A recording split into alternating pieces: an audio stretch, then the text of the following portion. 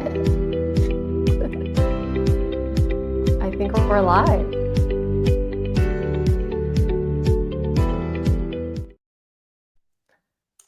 Hey, Hello. you go. You go. Hi, welcome to the Emerald and Naomi show. This is Emerald Robinson, and I'm here with my gal pal, Naomi Wolf. And we're still working there's on so that. much, right? I know. We're getting there. We're getting there. There's so much to cover. I'd like you to launch right in at the beginning, Emerald, because, because of you and your background in the Appalachian Mountains, we've been very closely following the fate of the people of Appalachia and Western North Carolina specifically. And it's a little hard for me to hear you. So could you turn up your volume a tiny bit? And I know there's a lot coming out of that area, specifically with J.D. Vance, Vice President Vance. Tell me your thoughts. Yeah, look, this has been a really, really encouraging, heartwarming, emotional week for the Appalachian region, for people who had felt that they've been completely forgotten. They now feel seen and reassured that they're going to be able to rebuild. This is a complete night and day from how they felt just a matter of weeks ago. As you know, a lot of you probably saw that Donald Trump did go to Western North Carolina before he went to California on Friday. If you don't know the story, he apparently wasn't originally scheduled to go to Western North Carolina, which was crazy. But he was scheduled for California. His staff had him scheduled for California. He and the First Lady both said, we have to go to Western North Carolina first. So it was Donald Trump and the First Lady who insisted that they were going to stop in Western North Carolina. And then, of course, they would also go into Los Angeles because they're focused on both places, which means a lot, right? Because they're two totally different areas, both experiencing devastation. But Western North Carolina has been sitting in this devastation for weeks on end. And what Donald Trump had to say to the people there, how he came in, and but the thing is, he came in and there's already help happening. Since day one of the administration, it's been a completely different situation. The Army Corps of Engineers have already been brought back in. They're already changing the red tape so that there's not as much red tape so they can start the rebuild. They're already rerouting the dollars around FEMA to get it directly into the state. It's been amazing. I've had a couple people call me and cry. I've had people come on my show and cry. And these are like manly men who have broken down, but they've been there trying to help their neighbors. And Wall, right? Yeah, Matt he's married to one of my really good friends. So me and Aaron have known each other for 25 years, which dates us. Oh, wow. But I've known his wife since we were really, really young, and we were pursuing very different careers, and we went different paths in life, and we always find a way of crossing each other. And it's like you and I, politically and ideologically, she and I were completely opposite ends of the spectrum. And it's been interesting to reconnect during this and find her experience in this, and then me give her my experience in DC that led me to where I am. And it's been really wonderful. She dropped everything. She's a documentary filmmaker. She actually works with Magnolia Pictures and does house flipping docuseries now, but she's also done some award-winning, really heartfelt documentaries in the past. Like, super talented woman. She's dropped everything that she was doing to help the people, particularly the women of North Carolina. She gets on the phone and talks to them about what they need, moms, gets them the help. Her husband has been helping with Operation Shelter, but he's kind of become I told him, you become the go-to journalist in the vacuum of media really doing their job covering. He's become a journalist. I literally get all my information about that situation from him, which, I mean, what a sad comment on the state of legacy media. But please keep going.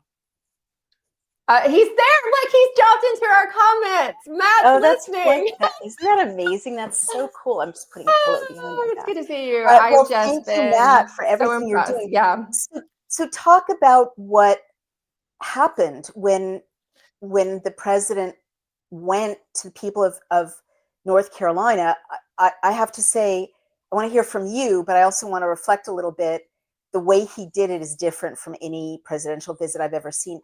I know we have producer Brian O'Shea in the background. Do you want to play that clip, sweetheart? Is that clip available to play, or should we keep chatting while you're setting it up? We'll just keep chatting. What did you Yeah. feel about how he handled that, Emerald? It didn't feel like he was there to meet with officials, which is usually Mhm. what happens, right? They'll have Right. one photo op with a regular person, but Donald Trump really went there and he spoke to the real people, the people living this and experiencing this. He called out Mhm. a lot of the officials, though he's working with, the Democratic governor to try to get the money Mhm. in. But he highlighted the failures of the state officials too. But he really met the people who were in need and highlighted that they've been the ones building, they've been the ones helping each Right. other, and he gave them a voice. And it was nice to see, I might cry. My people who You I feel cry. like It's in a the safe Appalachians, space, we've Emerald. You can always cry. been looked at a certain way or looked at in a way, and overlooked. And um, he treated them with such respect and gave them a voice. And a lot of them, they don't love public speaking. And I think they were a little surprised to have to get up to the podium and talk. But it was wonderful to see. And then with JD Vance going to Damascus today, which is closer to where I grew up. Mhm. It's in my region of Southwest Virginia. And a lot of people don't know that because because the large portion, right, the largest land area, the devastation has really been in Western North Carolina. But Damascus is a small town. It's kind of a little bit touristy because it's on the Virginia Creeper Trail. It's a lovely town. It's a The beautiful place. Virginia Creeper Um, Trail, is that it's what you in said? Southwest, yeah, the Virginia Creeper What's Trail, that? which a lot of people bike. People bike and hike the I trail. see. It's a big biking trail.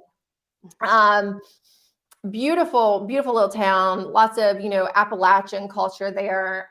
It's near Abingdon, Virginia. I grew up in that region. My mom and my aunts love to go to Damascus and eat at this special like log cabin restaurant. It's Mhm. just a beautiful place. People didn't realize it got hit because it's, on the Virginia side, and there were some places Right. in Tennessee that got hit really, really badly as well. JD Vance had been there in October and he promised to come back, Mm. when they won the election, and he made good on that promise today. And he was there with Governor Glenn Youngkin of Virginia, and it was just, I think, when somebody promises something in the government and they follow up on it, it shouldn't be a surprise, but it Right. is. And we'll Right. actually have the soundbite with Margaret Brennan on Face the Nation. JD Vance was on there yesterday, and he himself said it shouldn't be a surprise for the Right. government to do what they're supposed to do. You should expect it. Can we play that? And this is, I think, one of the fundamental premises of President Trump's leadership. The American people should expect more of their government. When there's a terrible disaster, they should expect food, medicine, and water to get to the people who need it. When there's a terrible fire in California, the fire hydrants ought to actually turn on. I am sick of the American people having such low expectations for their government. They should demand more of us because this is the greatest country in the world, and that's what Donald Trump's leadership promises to bring back. And this is, I think, one of the fundamental premises. Yeah, and I would say that's what, there's things we can go into, of course, there's going to be some things we don't agree with this week, and we've kind of talked about that. But I think this is a really heartwarming and encouraging moment for people. JD Vance did go there, and he called out the previous administration for not doing what they need to do. But again, it's not just about words. We're already seeing a difference. We're getting reports from people that they're being helped, and it's the action. Right. It's great to show up, and it means a lot, but it means Right. more when there's already action behind it. So Yeah, it can be purely symbolic. We've had, any number that of happens all the examples time. of symbolic visits that look really great. Everyone's spirits are raised and then dashed when nothing follows up. Well, I mean, this theme they have, which is so good, of, the era of common sense. Common sense has returned. I do love the way Vance speaks, and Trump is getting much better. These very simple, clear sound bites that are not partisan and that are purely commonsensical, when it shouldn't be a surprise, as you say, when, the elected officials that you hired to do the job actually do the job. I just wanted to say about Trump's visit to North Carolina, and Matt Von Swell was the person who pointed this out. I think he had a tweet that said something like, or a post that said something like, I feel like I'm going to cry. I've never seen anything so beautiful. The president gave his mic to this woman who's a quote unquote ordinary woman. Nobody's ordinary, right? But you know, an everyday, like, I hate that language, right? But she's not a big donor. She's not a celebrity. She's a person. She's not in the media. Yeah. Right, exactly. And he stepped aside from the presidential podium with the presidential seal and the presidential microphone and literally gave his voice to this woman, gave the bully pulpit of the United States of America to this woman, and stepped aside. And Mrs. Trump, the First Lady, also stepped aside. Let's just talk about iconography for a minute. I love the inner kind of special ops girl, assassin / bodyguard persona that Melania Trump has allowed to emerge this time around. She's like lethal. She's taking no prisoners, but it's just an amazing presence of, like, without a word spoken, right? Of Mother Bear, I will F you up if you hurt my husband, hurt my children, hurt the American people, right? I mean, that's the vibe that comes off of her. But it's a very powerful witness vibe. And the president also had a very powerful witness vibe, stepping aside. And honestly, in years and years of watching presidential pomp and circumstance, presidential visits, even from good presidents, like, people who mastered symbolism well, such as Reagan, you never see that. Like, you never see, as you said, it's usually the officials, or it's FEMA, or it's the governor, or some nonsense. It almost is never the people. If it is the people, they're often otherized in some way, even in a, let's take care of them visit. Their misery is kind of dramatized or weaponized almost for the purpose of the photo op. And this was literally, it didn't feel that way. It did not. So it was powerful. And of course, is there more? Do you want to say more before we go on to LA? Well, I would just say they reminded me so much of my family. It literally felt like that's what the people that spoke, it's so much like my cousins and everyone back home. So that Emerald? Just the way they talk, the way they are. And I loved her. She, they had started this church. They hadn't even really established it. And she said, it's such a big space. I didn't know what we were going to do with it. People said, what are you going to do with this big space? And then just a matter of time, we found out, because it ended up being, and she was talking about how divine it all was and their faith, I just love that their faith had not been deterred. And it's so much like where I come from. And I love that, people are getting to see, unfortunately it's through tragedy, right? And I hate what's happened, but it's one bright spot of it. If you have to look for one, and we do always have to look for bright spots, is that people are getting to really see the heart of my region on display. And I think we've endeared ourselves, or they have lots of people have endeared themselves to America. And I love it. And I say Matt popped back into the comments again. Skinny jeans and puppies are so back. They so are. And I don't know if I was going to apologize for pointing out that for calling you out for crying when I did say it was manly men, but now I might have to take that back, Matt. Just kidding. I love a man who can appreciate some good fashion symbolism and good fashion. Emerald, I have just a practical question, and maybe Matt Francois knows the answer to this too, but I don't even understand how it took months and months and months and months, and FEMA delivered like 12 popsicles and a single mini refrigerator. I'm exaggerating obviously, but they delivered like you guys and your 2 donations of RVs are a third of the volume of what it seems FEMA delivered to all the people of North Carolina. They've delivered almost nothing. They haven't repaired the road in front of, that Matt Francois documents. That people are living in isolated hollers, not able to get to, worried that if there's an emergency crews can't get to them, as the speaker in North Carolina pointed out. And that happened, for months under the Biden regime, with all of FEMA and all of its millions, if not billions, to spend. How is it even possible logistically that in just a few days, there's there's, what is it, National Guard and road crews and resources coming into that area. I don't even understand the logistics of that. How could it have been Well, so you impossible and then literally it have became so to possible? be trying. You literally have to be doing nothing, which is what they were doing. What they were They did doing. nothing. In fact, they were obstructing. They were making it so hard with the red tape for people to actually rebuild and help rebuild. It they were having a negative impact, even more than not having an impact at all. And then you can see how quickly, this changes things, because government always acts like they can't react that quickly, that there's a process, right? Oh, Right. it takes a time. There's so much we have to put in place. And even from administrations that you would have said were more efficient in the past, right, than the Biden administration, which we could go into all kinds of things there, but we won't. They would have taken longer.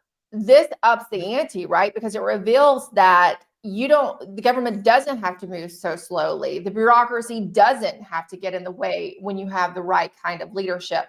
And that is something that I think that, with Donald Trump having the one first term and then having a break and having to reflect with everything that was happening to him and coming into the second term, I didn't know. Look, we talked about it over and over and over again, right? I didn't know if he'd learned lessons. And, I got attacked for being a harsh critic, but based on what I'd seen the first time around and what I saw, over I didn't know. Right. It is obvious he did learn. He did Right. take into account what happened in his first administration. And look, I mean, it's just incredible in a week, some of the things that they've been able to do. Now, we can criticize the tech people being there, and we'll get into that in another episode, but there are so many great things that have been done, and particularly the responses to North Carolina and California, I think, being the strongest. And with that, I think we can go to California, which was also great. And I love that there wasn't a treatment as in, for the people, California is not necessarily seen to be Trump country, right? But he didn't treat them any differently. And I loved how he did not hold back on the officials. He sat there right face to face. And I love Melania in those moments too, because she just sat there like, you all had this coming, in her most elegant way. Right. It's powerful. It would be amazing. Thank you, Brian, to see a little bit of that. Oh, there's she Melania. Does look like the lead of his detail, doesn't she? She looks like she's totally the one commanding the detail. It's just incredible, because I felt like in the first term, she really felt the obligation to be kind of a picture perfect first lady in a very conventional sense visually. And now something has happened. Something's been liberated in this woman. And I don't blame her. Her lingerie drawers were turned upside down by a SWAT team. Her teenage son's bedroom was broken into. I would do that too if they did that to my home, right? But I love it because she's like his Brian, like she's like it, like she's packing. She's like there's a weapon in there. Like she's doing this like really special operator, Secret Service.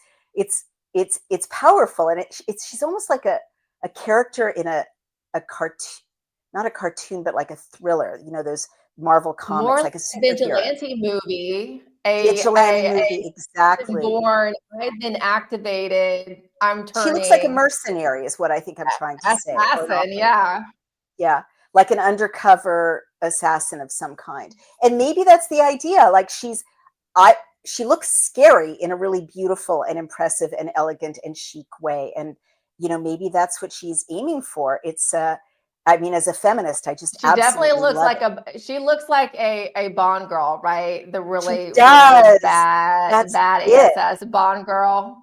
That's it. And she can still, put on that fantastic white ball gown for an inaugural ball. I mean, she's killing it with the fashion choices. But I should go back from the trivial to the significant. Can we talk about LA a little bit and that press conference? Yeah. So that, of course, very meaningful to me as a California girl originally. And I also have a very emotional and personal reaction to what's going on in LA, because a dear friend of mine and a friend of Daily Clouds, Ora Neidrich, who was a commentator of ours, the mindful activist, is in Pacific Palisades with her husband, who's also a dear friend of ours, and their family. And I've been talking to her every day, and I interviewed her, from the very beginning of this debacle, this horrific firestorm. And I just want to say, we've talked about it, but it is so aberrant. And even since you and I last spoke about all the weirdnesses of LA and what happened there, people have been sending me, Aura sent me images of, what is it? It's hail, I guess. And California almost never has hail that doesn't melt, right? Like I saw that. I saw Jimmy Dore post a video from his backyard in the valley, really? I believe, in California, and it was incredible. So that's multiple independent confirmations. And so I just have this gut feeling that, whatever this is, they're not done with LA. And I don't think you and I spoke about this. There's Aura, what an amazing woman. But since we last did a segment, Emerald, President Trump, I think when he was out, at this press conference, said something like, we won't talk about what hit LA. Did you catch that?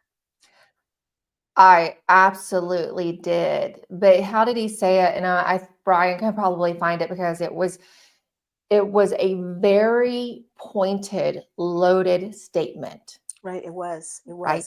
He said, we won't talk about it, but something hit LA, or he said it, there was a clause. So, he said it though, in almost a way, we won't talk about it, but I feel like maybe we will later, and perhaps we'll have some transparency. The way I interpreted that was, it's classified, but I'm giving you all enough information so you can figure it out for yourselves. Which made me really scared, because it made me think it was an attack, right? That's how it felt. What hit LA was an attack. Well, and that lines up, right? But it's interesting that he said that. And remember, we had even been speaking in our conversations about the people we talk to, and you and I both have, lots of sources in the national security sphere, the geopolitical world, former generals, high level military officials, and everyone.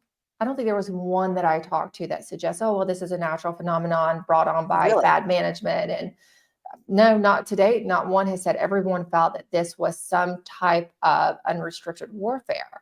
And then now Donald Trump saying that, after we've already had these conversations, covered it on both, this show, and I've covered it on my Lindell TV show as well, quite in depth, and in my Substack, as you have as well, right? Pointing out the anomalies that just don't even add up with being a failure in governance, or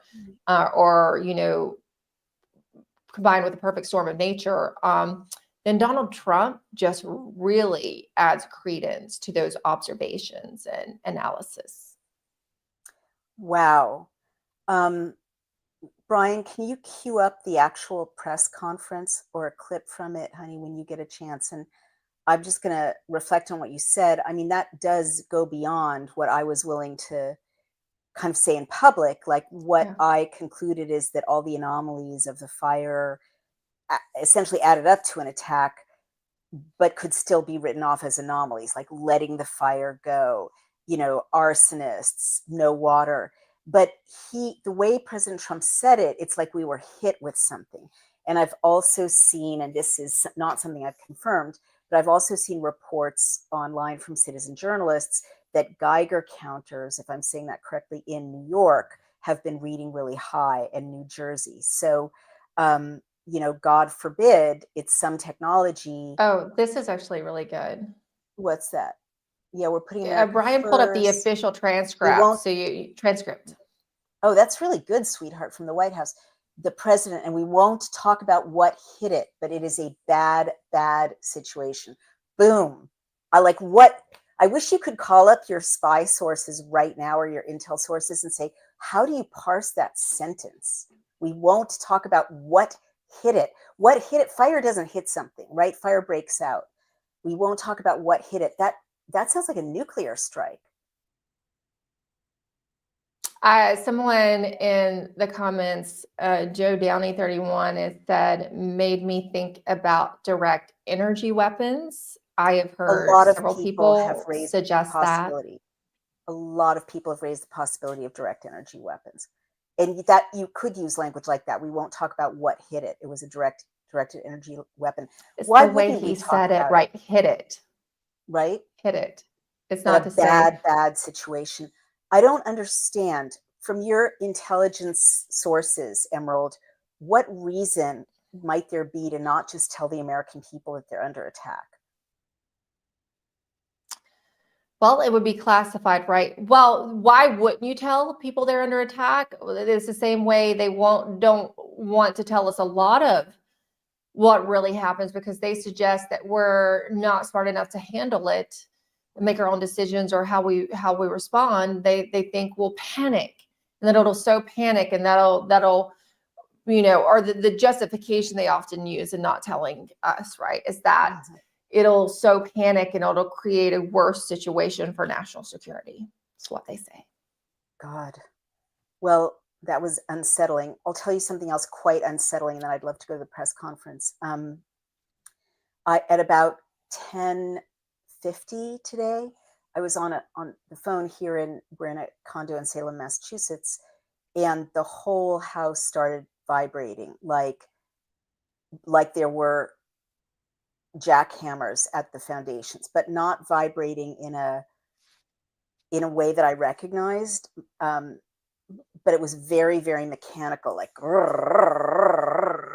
regular kind of beat. And it went on for many seconds. And I was on the phone, and I literally looked around and thought, what is happening? Should I go stand under a doorway?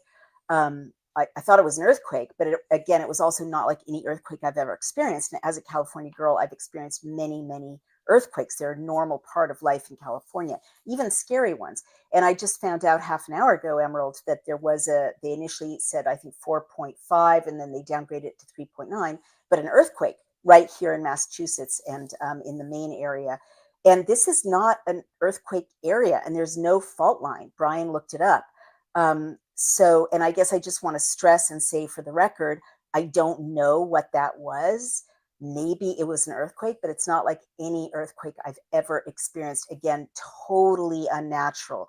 And it did feel like some gigantic energy force of a technology that I don't recognize or understand, like vibrating the material of the house and the foundations. And presumably the area. I mean, things were shaking. I don't know what to make of that. Maybe it's just, we had a little earthquake and they're weird on the East Coast, but it was unsettling. And I just mentioned that because I think we're in a time, Emerald, and I know you and I agree on this, of there's so much being done to us that we don't even know the technology yet, right? And it's not disclosed. And it's not a conspiracy any longer to say that, because there's been too much documentation of it now, right? So, right. And honestly, yeah, Emerald, I was just going to say, like, at this point in history, I'm so tired of, this label conspiracy theorists being bandied about as if it's negative. Like, everyone should see by now that it's people like you and I who are surviving and our families and friends who listen to us are surviving and doing well, right? Because everything we say comes true. Go ahead, Emerald. What were you going to say? Well, I mean, I just checked my Wikipedia the other day, and sometimes we'll go in and try to change it back, but they literally have someone assigned to change it if I remove the conspiracy theorist part that they have in like the first line. It says Emerald Robinson is an American broadcaster and conspiracy theorist. But now, you know what? I don't even try to remove it because it is like a badge of honor. These days, people now kind of understand that means, oh, wait, she's telling the truth. Exactly. Sometimes when I'm introduced to audiences these days and they read that first sentence of my Wikipedia, which also got changed overnight around the world on one day in 2021 to start with conspiracy theorists, people burst into applause. Like the outliers have become kind of the truth tellers, and the whole thing got reversed. Sweetheart, let's play this. So we're looking at the body language. Begging. I'm begging. right? I knew you'd have something to say about the body alpha language. language. Thinking this is the right, the distance. Then the president walks in front of him, moving for respect, then slows down and walks with him. And that was part of his job. North Carolina a little while ago. We have that in very good shape. We have the congressman in charge and Michael Watley, and we're going to do a lot of work. We have the Army Corps of Engineers working as they are here. And I think you're going to see some very big progress. They left them high and dry. And now we're going to be taking a little tour with some of the people from the area. I appreciate the governor coming out and meeting me, Kevin. Very much, and we'll be talking a little bit. We want to get it fixed. We want to get the problem fixed, and there'll be some ways. But it's like you got hit by a bomb, right? Yeah. Like you got hit by a bomb. Oh my God! Most importantly, thank you for being here. It means a great deal to all of us, not just the folks in Palisades, the folks in Altadena that were devastated. We're going to need your support. We're going to need your help. You were there for us during COVID. I don't forget that. And I have all the expectations that we'll be able to work together to get this speedy recovery.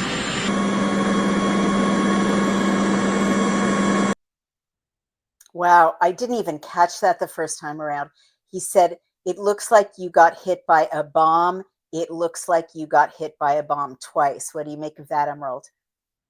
I hadn't noticed it either until Brian pointed it out for us. I've been so focused on it got hit by something, and it's a really bad situation. It was hit by something, and we can't talk about that. We won't talk about that. It's a really bad situation. But now you pair that up with that, and where you repeated it, right? Because now we're starting to learn.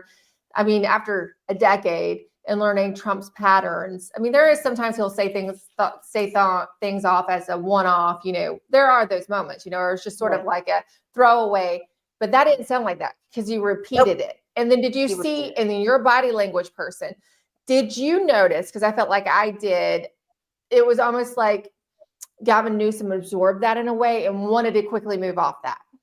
Totally. He recoiled. Did you see that? He literally recoiled. And then he's like, oh, well, we're glad you're here. We need your support. And moved into sycophant is the word, thanks to Knowlton Mansbridge. I would say that's an appropriate word. Also, Newsom knows that, speaking of a bomb, I mean, right there, Donald Trump could have blown up his political future with as bad as this whole situation was for Newsom. And you saw him pleading for his political future, basically, with the body language there. But I would almost play it again and just watch as Donald Trump says that and the way he does. You're right, recoil. Yeah, can we have that again, Brian, just starting at the beginning and ending after hit by a bomb? I think you're exactly right, Emerald, and it behooves us to look really closely at these things because you're right. At this point, President Trump isn't making mistakes. He's very disciplined. These are messages, I think. Let's take another look.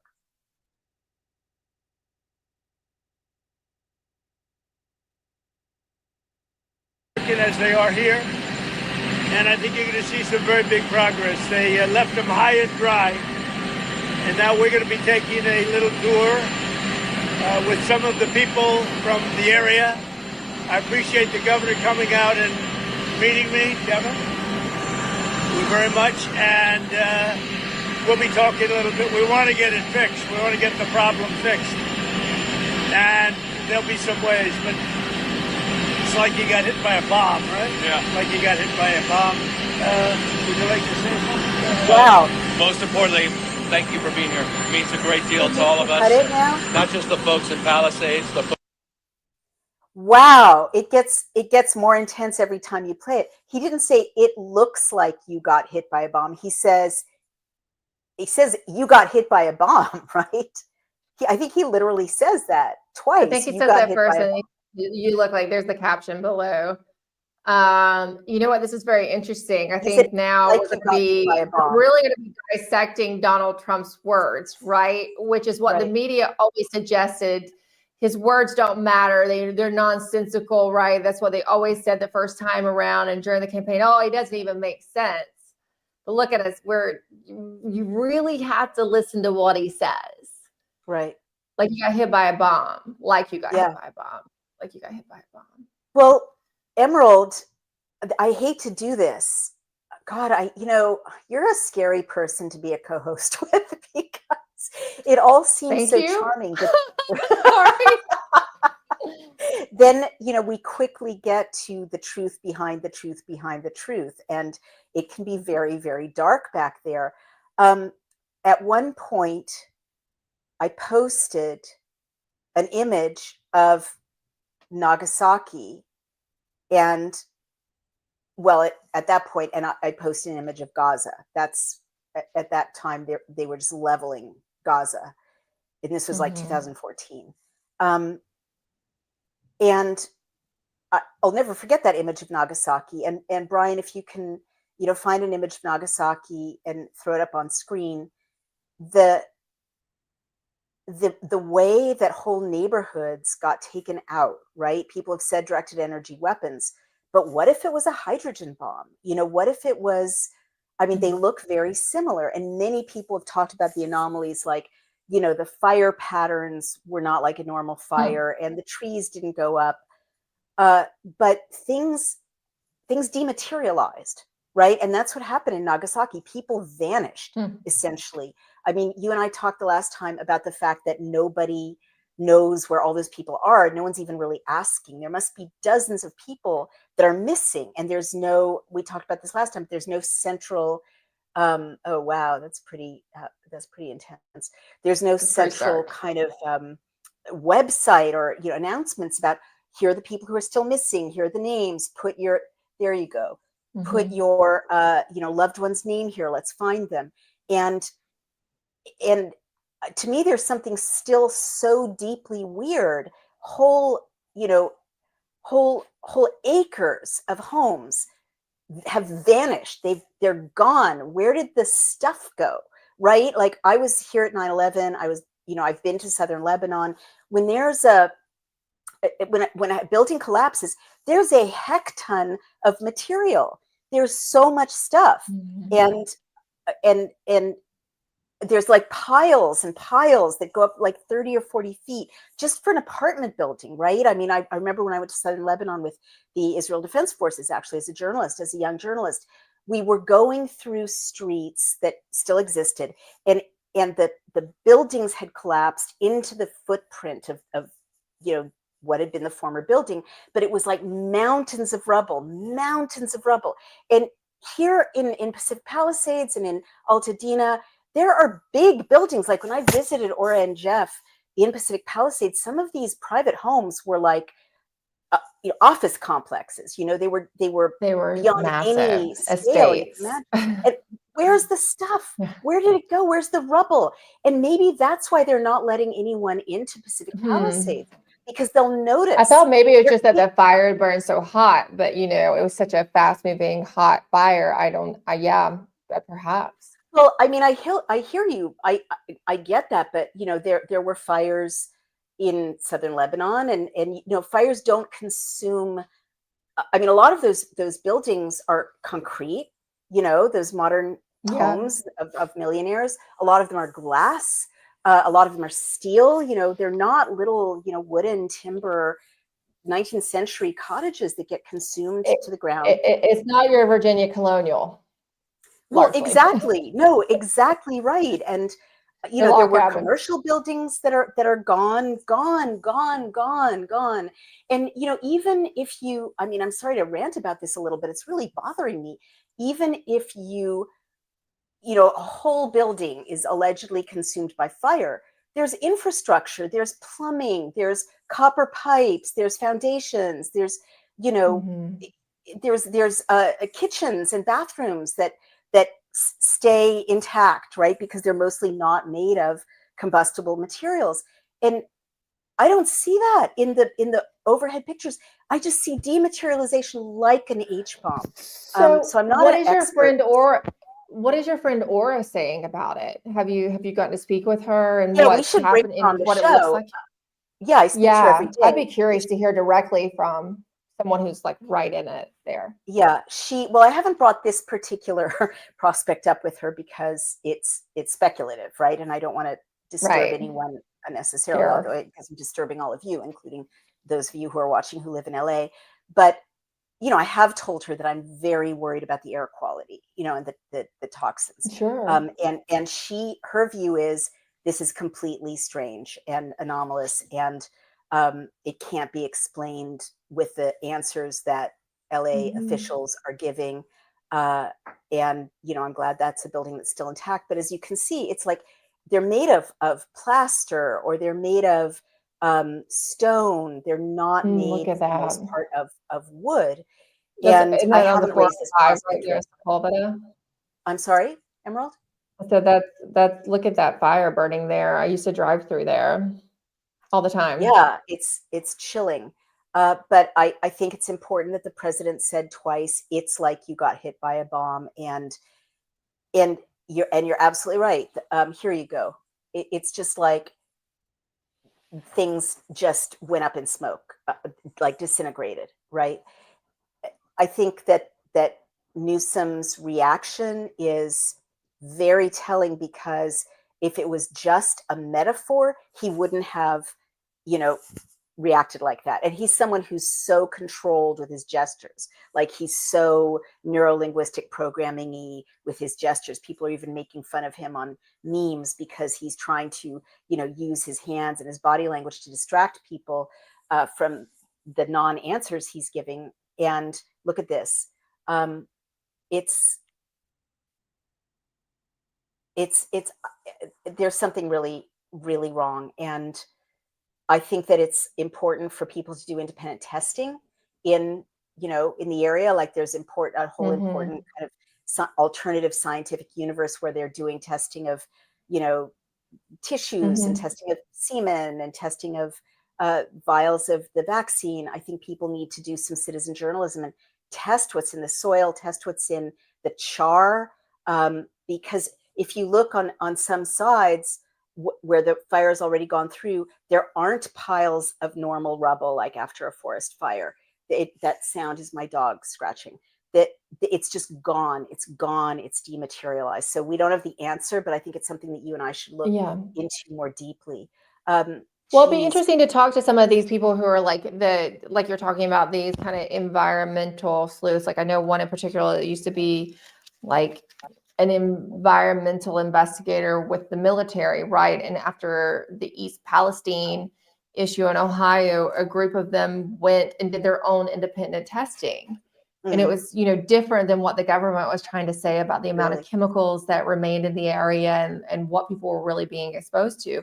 And so that's a really important point. And I'll reach out and see if perhaps they know, or if they're involved in testing in the area, because often they'll go to areas that have been hit by something like that, whether it's natural or, there's some kind of train derailment that was carrying chemicals, explosions, and do the testing so that they kind of There can, you and this go. is just on Look at that. their own, and to make sure that the people of the area, because we've learned we can't trust the government, right, to give you the right Yes. advice. So to try to independently advise citizens in the area of how best to protect themselves and what they need to do to mitigate the effects.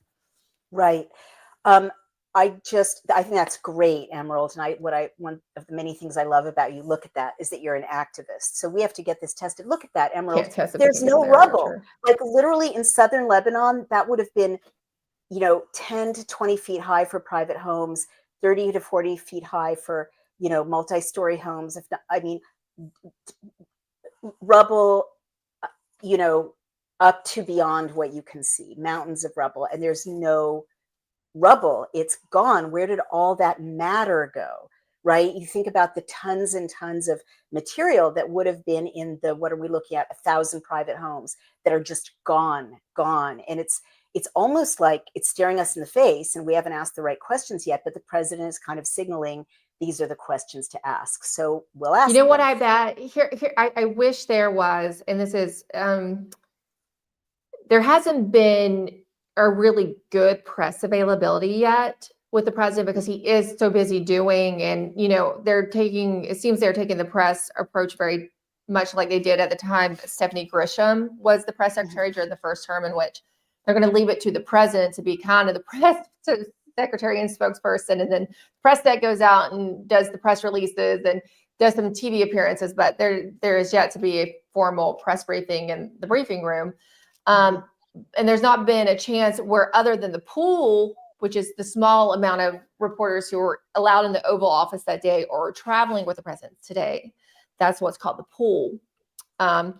They've been the only ones, and that's only made up largely of corporate reporters. I did see in Western North Carolina a guy I know who's with RSBN. His name's Brian Glenn. He was allowed to be in that gaggle right there, and he asked a couple really good questions. But as yet, you weren't going to have someone who asked the question, well, what do you mean by that? And follow up. I would love to see. Right. He can't say if it's classified. He can't say, but what I know about Donald Trump, he won't say it about explicitly, but as he did when I asked him about the Wuhan funding in April of 2020, that was sent via Echo Health Alliance. He didn't explicitly say, but he's like, how much was it? That's interesting. Yeah, we're looking into that and let you know that this was real. Okay. It was funding, because they were all trying to push back and say that's fake. It's fake news. That's a conspiracy. And he let you know that it was a real thing and that action was going to happen. So he'll give ways. He might not answer you, but he'll do it in questions like, oh, that's, so you think that I said, oh, that's interesting. Well, I don't know. I mean, but did you see it? It looks like it was hit, he might do something like that. You can tell he'll say it without saying it. Right. Can I say what else there isn't, Emerald? What is it? Yeah, sure. I mean, I've said this in a bunch of different ways, but just in very graphic, literal terms, there are no bodies, no body bags, no mortuary trucks. I mean, what counter do we have a death toll? I mean, the last I heard it was like 2, and I'm not hearing consistently any kind of. It's gone up to 28, but President Trump said in the press conference, he also sort of indicated about that. He said, I think, there's been 28 official deaths, but there are going to be many, many more identified, or many, many more to come. He indicated that. But Emerald, it's been a couple of weeks now. Thousands of acres got incinerated. There are dozens and dozens of bodies that we don't know about, including animals' bodies, children's bodies, babies' bodies. Where are they? Where are they? Right? Where are the remains? Like, is no one allowed to go back to their home and see their dead family members and call the mortuary ambulance? Like, it is the biggest mystery. I mean, there are lots of reports that people, they're still being kept from their sites. Totally. And that is literally they're not allowed to even go back to their properties. And that is unfathomable at this point, right? This many weeks. It's unfathomable, but as we discussed, it happened in Lahaina. So yes, Aura has been reporting on that. And there is still a National Guard Humvee parked outside of Pacific Palisades, and people are not being allowed in, or being allowed in, to various neighborhoods, not just theirs, only under police escort. And so to go to the press conference, if people haven't watched it, you really should watch it.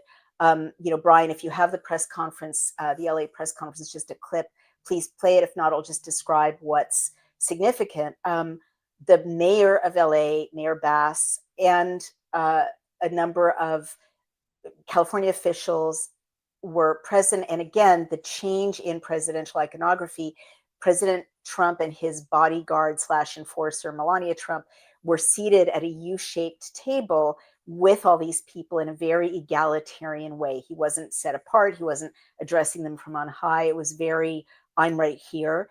And the homeowners were in the room. And so Mayor Bass literally lied to him over and over. And I knew it was a lie from Aura's reporting, but she said they can go back. And they started yelling, no, we can't, and then she said they'll be able to go back in a week. But she kept saying, we'll let them back when it's safe. And the president said it's safe. So she's taking on this, the standard kind of big state, we're your nanny. We're not going to let you go to your own property until we say it's safe under the terms that we dictate, maybe 18 months until you get a permit. And again, in Lahaina, Michelle Melendez, the activist I interviewed, said they're not giving them permits, right? They just frustrated over the lack of answers from LA Mayor Karen Bass. Listen to this exchange.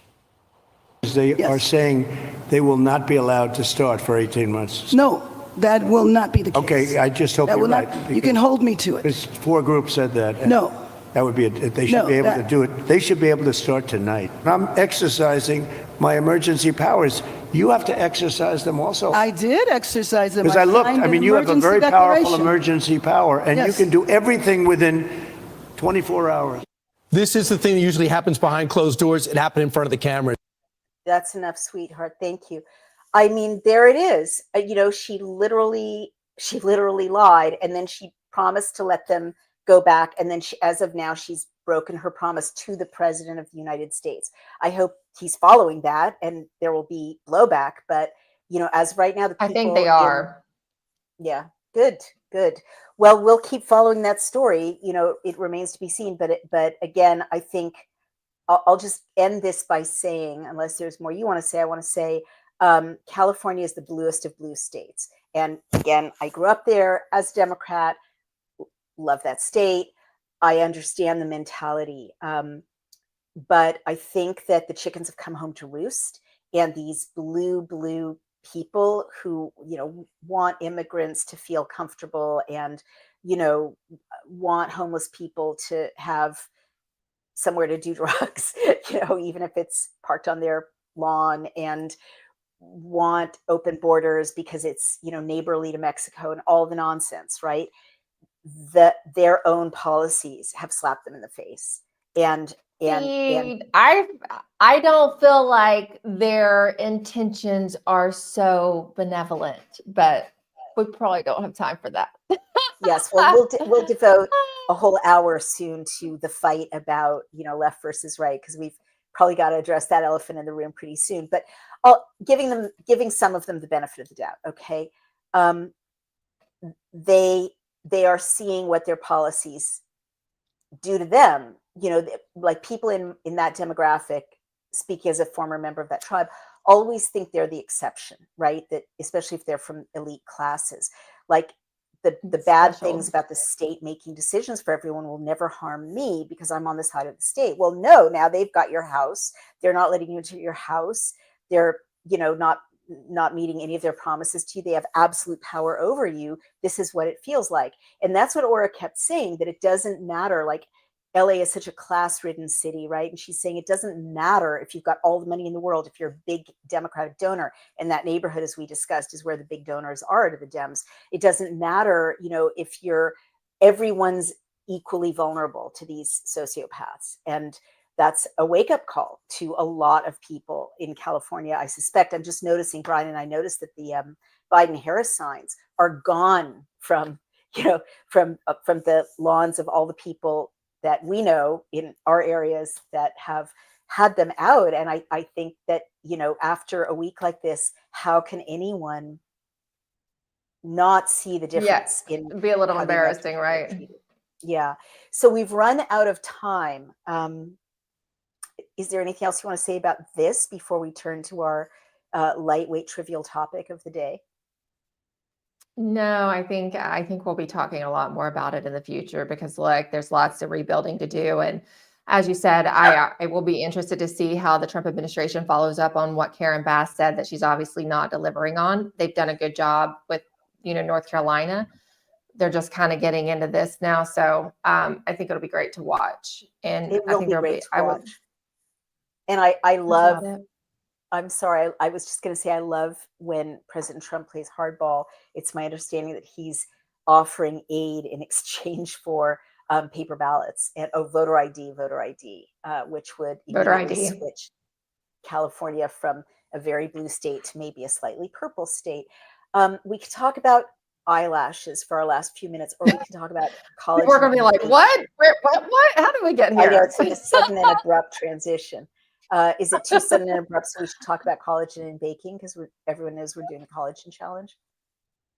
You know what? I think you put it in the tease that we were going to talk eyelashes, and I'm kind of curious about. You brought it up. Why did you want to talk eyelashes? Is this some particular reason? Well, you know, I'm on a journey. You know, health and Okay. and natural beauty treatments. and you rightly kept me from sharing any details of my parasite cleanse the last time. So we're not going to talk about that, except, I'm over that. But I did decide on a whim to get individual artificial eyelashes attached Oh, you got to my. extensions? I guess Okay. that's what they're And that's your called. first Yeah, time? it is the first time. And I was very upset about it because it's They torture. feel weird, don't they? They feel weird. Yeah. I don't know if the lady who did them to me did it right, because it's like this That's strange. normal. Is it? They glue your Mm-hmm. eyelashes, your eyelids open, and then attach things to your eyelids. I mean, Mm-hmm. why am I surprised? I guess they would have had to do that, but I'm deeply, deeply regretting it, and I can't wait till they fall out. But when I shared on socials that I was having this inner struggle, I got a lot of reactions, and many people were sharing very sweetly things like, oh, put castor oil on your eyelashes every night. They'll That does grow. help. Does it? I will Mm-hmm. definitely try that. And other people were sharing kind of false eyelash options that were more natural and not as toxic and not as weird as having things professionally stuck on your face. But you've been in television forever. What's the Oh my eyelash gosh, I have thing? tried every kind of falsy extension. At the end, I was just doing them myself. And sometimes they would look all like, they looked fine when we were at this distance with the camera, but if you got up next to me, it just looked special. And so it's so funny that you now started this journey, because I'm ending my journey with falsies and lash extensions. And I have went au naturel on my eyelashes for about 4 months now. This is so funny. Naomi literally brought this up, and I'm like, you want to talk? Okay, sure. I mean, sure, I can talk that.